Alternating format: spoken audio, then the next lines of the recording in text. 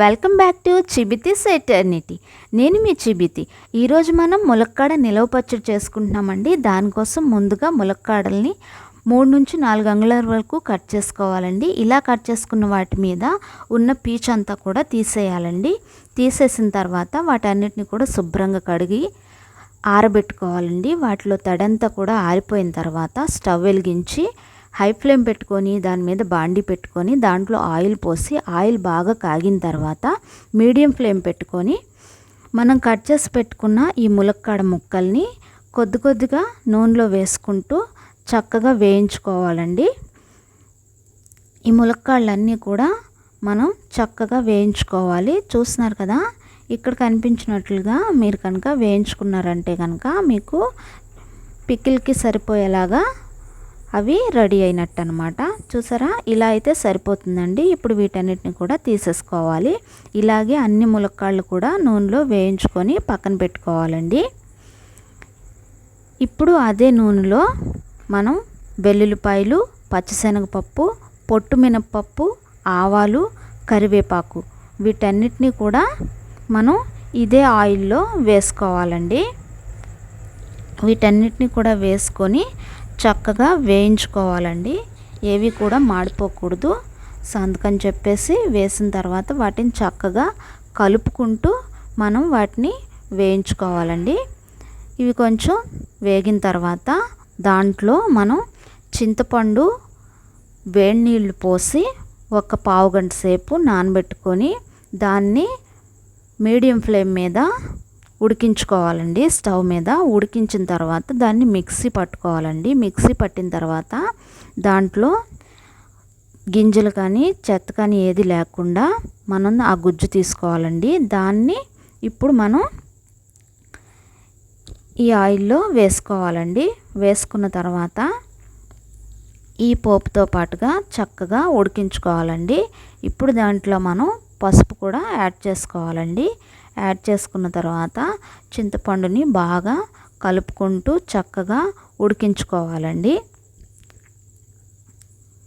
మనం ఇక్కడ చింతపండు దగ్గరే కొంచెం ప్రాసెస్ ఎక్కువ చేయాల్సి వస్తుంది.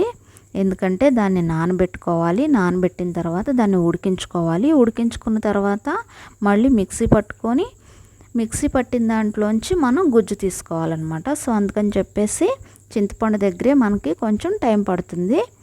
ఇప్పుడు చూసారా, చింతపండు బాగా ఉడుకుతుంది. చూసారు కదండి, ఇలాగా కలుపుతూ మనం చక్కగా ఈ చింతపండు అంతా కూడా బాగా చక్కగా ఉడికేలాగా ఉడికించుకోవాలి. కొంచెం ముద్దగా అవుతుందండి. చూసారా, దగ్గర పడుతుంది. ఇలా కనుక దగ్గర పడిందంటే చింతపండు అది బాగా ఉడికినట్టు అనమాట. ఇలా ఉడికించుకున్న తర్వాత దీన్ని మనం చక్కగా కలుపుకుంటూ ఉడికించుకోవాలండి. చూడండి, ఇలా ఉడకాలి. ఇలా కనుక ఉడికిందంటే మీకు పికిల్కి రెడీ అయినట్టు అనమాట. సో ఇదంతా కూడా చక్కగా కలిపేసుకుంటూ ఉడికించుకుంటే మనకి పికిల్ ఎక్కువ కాలం నిల్వ ఉంటుందండి. సో అందుకని చెప్పేసి దీన్ని అంతటిని కూడా చక్కగా కలుపుకుంటూ మనం ఉడికించుకోవాలి. ఉడికించిన తర్వాత స్టవ్ ఆఫ్ చేసేసి దీన్ని ఒక అరగంట సేపు చల్లారనివ్వాలండి. ఇలా చల్లారిన తర్వాత దీంట్లో మనం ధనియాలు, ఆవాలు, మెంతులు, జీలకర్ర పొడి వేసుకోవాలండి. అవన్నీ కూడా మిక్సీ పట్టేసుకొని దాన్ని ముందుగా ఈ చింతపండు గ్రేవీలో వేసుకోవాలండి. వేసుకున్న తర్వాత ఎక్కడా కూడా ముద్దలుగా లేకుండా చక్కగా అంతా కూడా కలిసిపోయేలాగా బాగా కలిపేసుకోవాలండి. ఇది కలిపేటప్పుడే మీకు స్మెల్ తెలిసిపోతుందండి. చట్నీ కూడా ఎంత టేస్ట్గా వస్తుందో మీకు తెలుస్తుంది. ఇప్పుడు ఇందులో కారం, ఉప్పు వేసుకోవాలండి. వేసుకున్న తర్వాత అది కూడా ఎక్కడా కూడా ఉండలుగా కానీ ముద్దలుగా కానీ లేకుండా చక్కగా కలుపుకోవాలండి. ఇలా అంతా కూడా బాగా మిక్స్ అయిపోయేలాగా కలుపుకోవాలండి. చూసారా ఎంత బాగా వచ్చేసిందో, కలర్ చూడండి ఎలా ఉందో. సో చాలా కరెక్ట్గా సరిపోయిందనమాట కారం కూడా. ఇదంతా కూడా బాగా మిక్స్ చేసేసిన తర్వాత ఇప్పుడు మనం ఇంతకు ముందు వేయించి పెట్టుకున్నాం కదా, ఆ వేయించి పెట్టుకున్న ములక్కాడల్ని ఇందులో వేసుకోవాలండి. వేసుకున్న తర్వాత ఆ కింద ఉన్నటువంటి గ్రేవీ అంతా కూడా ఆ ముక్కలకి బాగా పట్టేసేలాగా చక్కగా కలుపుకోవాలండి.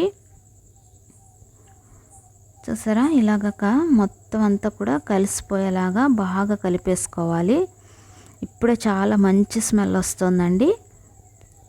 మీరు కూడా తప్పకుండా ట్రై చేయండి, మీకు కూడా తప్పకుండా బాగా వస్తుంది. నేను ఇక్కడ మెన్షన్ చేసినట్లుగా కొలత ప్రకారం కనుక మీరు ప్రతిదీ వేసుకొని చేసుకున్నారంటే కనుక మీకు కూడా పచ్చడి అనేది చాలా చాలా టేస్టీగా వస్తుందండి. సో ఇప్పుడు మనం దీన్ని అంతటిని కూడా చక్కగా కలిపేసుకోవాలండి. కలిపేసుకున్నారంటే కనుక ఇది ముక్కలకి బాగా పట్టేసిందంటే కనుక ముక్కలు బాగా అందులో ఊరుతాయండి. ఊరిన తర్వాత మనకి చాలా చాలా మంచి టేస్టీగా ఉండే పచ్చడి రెడీ అవుతుందన్నమాట. చూసారు కదండి, నేను ఆల్రెడీ దీన్ని జాడీలోకి తీసేసాను. మీకు చూపించడం కోసం బౌల్లో చూపిస్తున్నాను. ఎంత చక్కగా వచ్చిందో చూడండి. చాలా చాలా మంచి స్మెల్ వస్తుంది. మీరు కూడా తప్పకుండా ట్రై చేయండి. ఇది మనకి 1 మంత్ నుంచి 2 మంత్స్ వరకు నిల్వ ఉంటుందండి. చాలా చాలా టేస్టీగా ఉంటుంది. మీరు కూడా తప్పకుండా ట్రై చేయండి. ట్రై చేసి ఎలా వచ్చిందో నాకు చెప్పండి. Thank you. బాయ్.